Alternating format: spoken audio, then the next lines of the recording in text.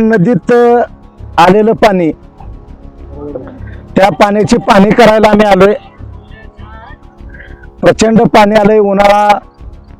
उन्हाळा जादा असल्यामुळं या पाण्यामध्ये बसून आम्ही या ठिकाणी आनंद घेतोय. आमदारांनी पाणी प्रचंड मोठ्या प्रमाणात सोडल्यामुळं इथला शेतकरी शेती वाहून जाणे सुद्धा इथं शक्यता आहे. आणि त्यामुळं ह्या पाण्याचा धोका पाहता आमदारांना एखादी मोठी पाणीदार ही पदवी राज्य शासनानंच बहाल करावी आता, अशी या ठिकाणी आम्ही मागणी करतोय. नदीवरचा मान नदीवरचा जो पूल आहे दिगंची पंढरपूर रस्त्यावरचा, तिथल्या नागरिकांनाही आम्ही या निमित्तानं आवाहन करतोय की त्यांनी वाहने बघून चालवावीत. पुरामध्ये पाणी तुमचे वाहनं वाहून जाऊ शकतात.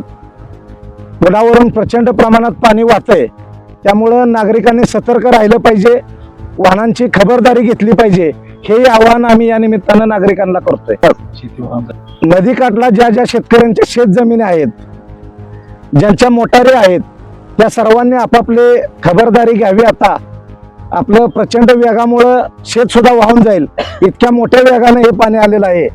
त्याचा वेग पाहता, पाण्याचा वेग पाहता आपण सतर्क राहावं, सावध राहावं आणि खबरदारी घ्यावी. काय रागानं वाटोळ केले वाघानं, बघताय काय रागानं वाटोळ केले वाघानं.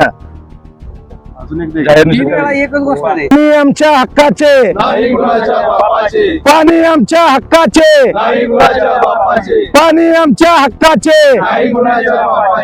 मान नदी बारमाही, मान नदी बारमाही, मान नदी बारमाही. पाणी आमच्या हक्काचे, पाणी आमच्या हक्काचे. दुसरी गोष्ट